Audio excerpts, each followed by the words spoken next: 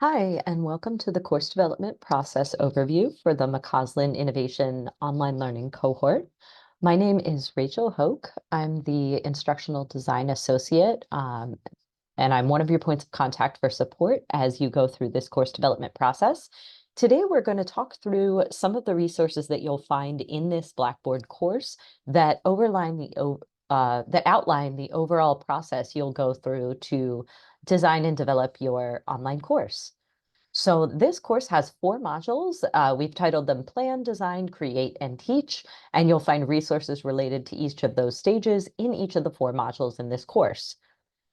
In the planning module, we encourage you to start this process by thinking about how your course aligns both with the larger goals for your program and with the content of your course. So the goals that you set for individual assignments, the criteria you ask students to attain, and the activities that they do.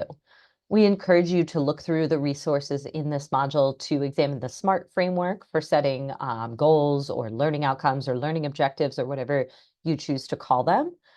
Um, and we encourage you to write those goals in student-focused language so that students are clear on what is expected of them, and what they should be able to achieve by taking your course and completing the work.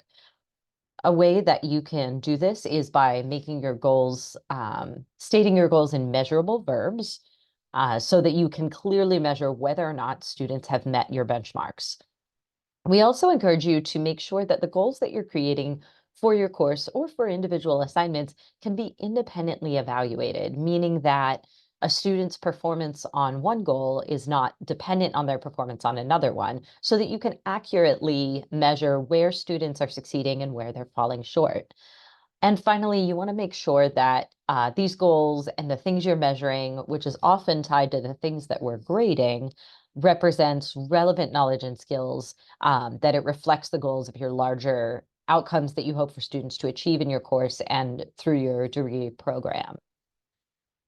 A great place to find measurable verbs that can be independently evaluated is through Bloom's taxonomy. And so the graphic that I have here on screen is just one resource on this. You'll find additional resources in this module um, that shows sort of the hierarchy of different types of goals or objectives you'd want students to achieve. I encourage you, as you look through these, to not shy away from those lower level foundational verbs. There's nothing wrong with setting a goal for students to recall facts and basic concepts, because without that ability, they may not be able to achieve some of those higher order thinking skills at the top of the pyramid.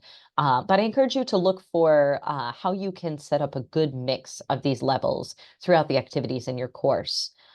Consider what it would take to measure a student's ability to do this thing, and that will lead you to how you create your assessments. And consider what it would take for students to be prepared for those assessments and achieve those goals. That will guide you through how to structure your learning activities. A final task in the plan module is developing your course syllabus, or maybe converting your course syllabus from whatever format it's been for an in-person class to what it'll need to look like for an asynchronous online course. Most of the elements are the same. However, there's a couple special considerations that you'll want to make sure you include for the online asynchronous format.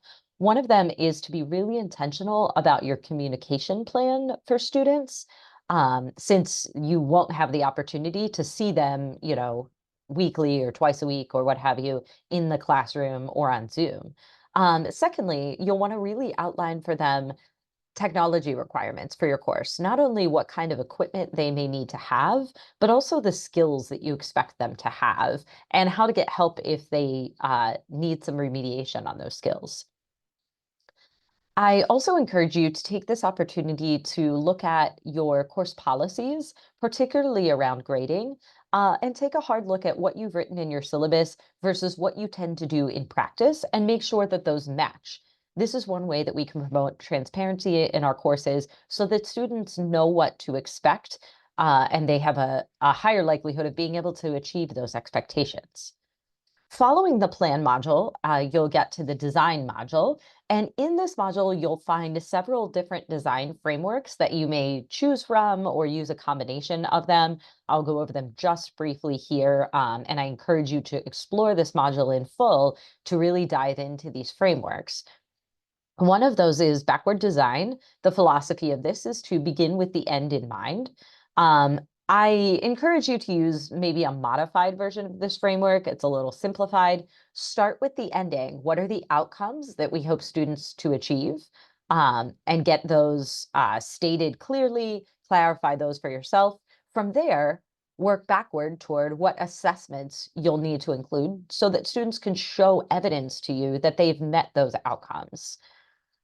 And finally, working backwards from your assessments, what learning activities or what preparatory material, what opportunities to practice will students need to prepare them to gather or show or demonstrate that evidence that they're able to meet your expectations?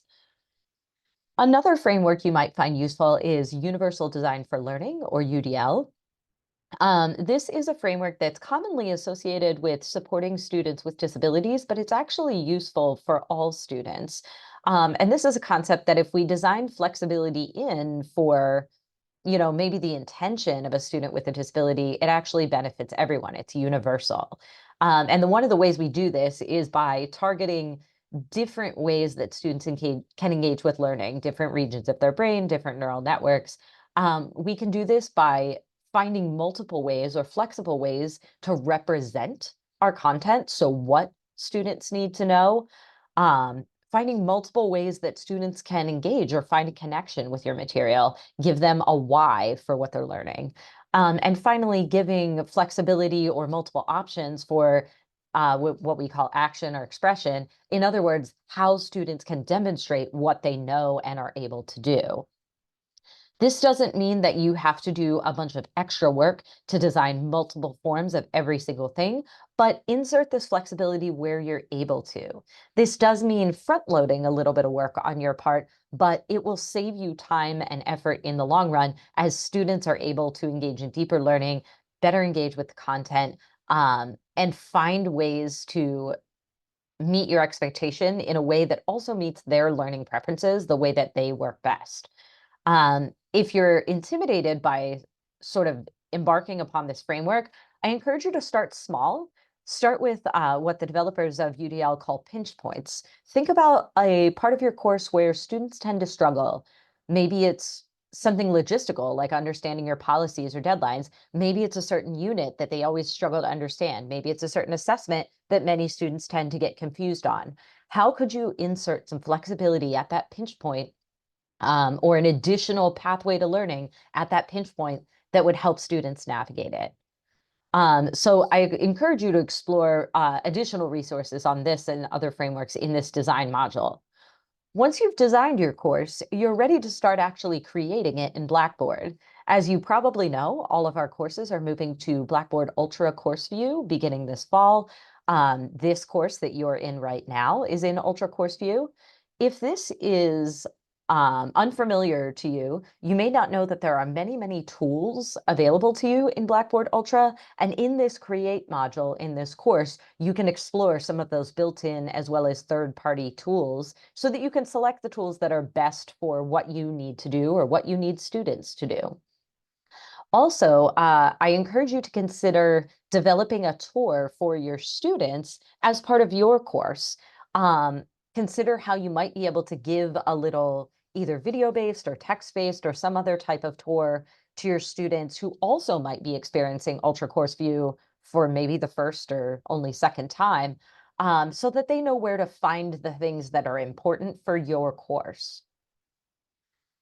As you begin to create course content, one thing we'd like to point you toward is considering the Community of Inquiry framework, which is a framework for online learning specifically. And this states that for learning to be effective, students should have the opportunity for 3 different types of interaction. And that's interaction between that student and their content, interaction with their instructor, and interaction with their peers or other students. So how can you build these opportunities in? Again, not in every single task or activity, but periodically throughout the semester. As you find ways to do this, you'll need to consider scalability, especially those of you who are teaching very large courses. Think about what this might look like and how you can still make it manageable for yourself and your teaching team. And also context. When is it appropriate for students to interact with just the content versus being able to also interact with their peers, et cetera? Find ways to make these interactions meaningful. Finally, in the Create module, we encourage you to take some time to think about how you can make your content inclusive for all of your learners. One way you can do this is by considering the accessibility of your digital materials in a way that's proactive and not an afterthought. So by doing this, not only are you signaling to students that students of all different types of needs are welcome in your course, but you're also saving yourself a lot of time because remediating your content later, if indeed you do have a student who needs disability-related accommodations, can be a lot more work than just creating the items accessibly in the first place. Another path you might want to take is to consider how you could decolonize your curriculum or pluralize your curriculum is another way you might hear this stated about ways to include diverse voices in your field and ensure that you can represent as many different voices as possible. Some things you may wish to consider based on the content and the makeup of your course, you may want to consider creating a diversity statement. If you have content in your course that might be disturbing to some students, you may want to consider placing a content warning on that, as well as instructions on what students should do if they do feel that they're not able to engage with that content, how they should let you know, or what their alternatives might be. You may want to think about creating community guidelines for how your students should interact with one another during your course, uh, or possibly plan for yourself and your teaching team what to do in the event of difficult conversations that may come up surrounding the course content and how you'll plan to handle those. Finally, once you've created all this content, the only thing left to do is teach it. Again, one of the most important and valuable things you can do in an online and asynchronous course is to create a communication plan. Because those opportunities to communicate with your students or for them to communicate with you, they don't happen organically in an asynchronous environment. They really need to be intentional.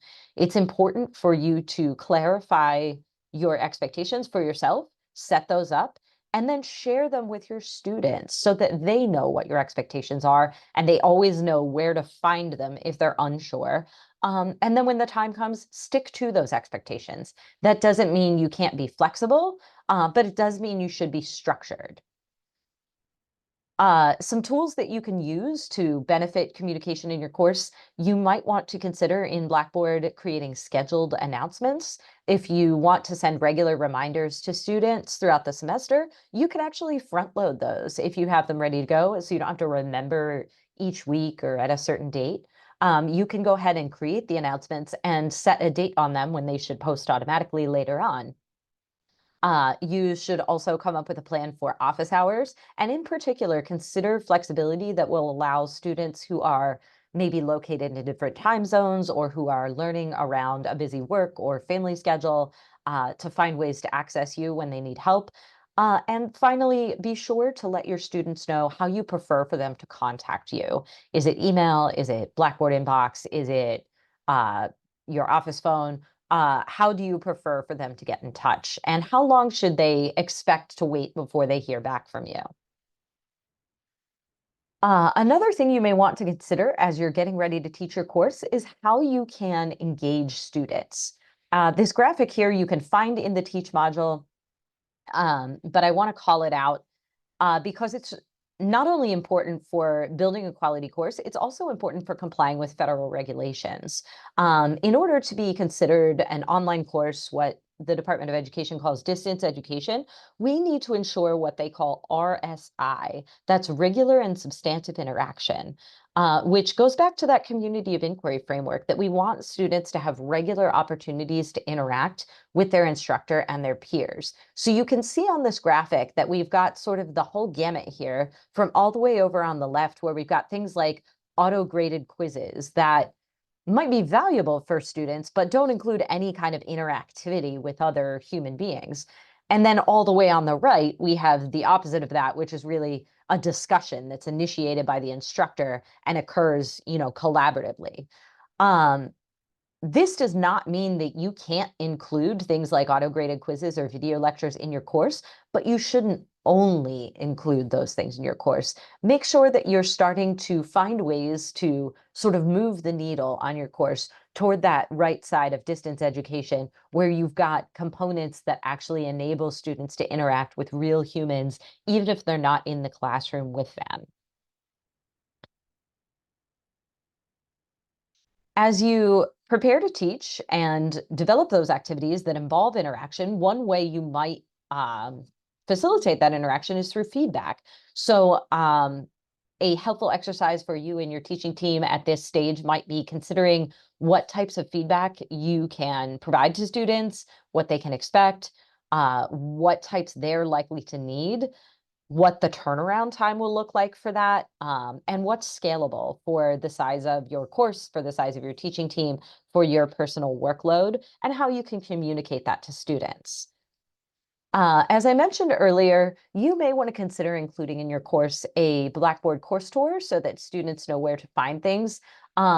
We have also included a course tour in this course. The very next item in this course is an item that says Welcome to Blackboard Ultra, and it's just a brief tour of the Blackboard Ultra Course View interface for instructors. So if this is a new interface to you, I encourage you to continue learning by checking out that brief tour to see what has changed and what's available to you now. To wrap up, just a few considerations I'd like to highlight for online learning. It is not the same as in-person learning, but that's okay. One of the things that's different is the necessity of really clarifying your expectations for students, and understanding that the expectations are a little different for them. The burden of staying organized and managing their time and self-advocating when they're struggling really shifts all the way onto the student. There's no opportunity for you as an instructor to see a confused face in the classroom and go ahead and clarify something because you already know they're confused. It really depends on the student to speak up for themselves. So just be aware of that and try and put supportive structures in place, as students sometimes are still adjusting to that increased responsibility. Some expectations for instructors that are different in the online setting is, as I've mentioned before, communication becomes much more intentional. You're expected to deliver content. So in your case, for an asynchronous course, probably that means creating it and curating it and organizing it before the semester starts. You're expected to make your course materials accessible and to provide accommodations for students with registered disabilities, the same way you would in an in-person or synchronous course. And we really also hope that you'll make an effort to find ways to build community within your course. There are some excellent examples in our modules in this course of strategies that other instructors have used. There's a folder called Exemplary Courses in which you can find some great ideas from other instructors about how to do this. So up next, please continue exploring this course and Ultra Course View. As you work through this process, dive deeper into the resources in each of these 4 modules and find your sandbox. You should have a sandbox course where you and your teaching team are instructors, and you can build out a full replica of your course that can live on for other members of your department who may teach this course in the future. And then when it's all finished and ready to go, we can help you copy it into your live course with your real students. If you need any help throughout this process, I encourage you to contact us. You can reach out to Lydia Frass at lfrass@mailbox.sc.edu, or you can reach out to me, Rachel Hoke, at rhoke@email.sc.edu. Thank you so much, and I look forward to working with you.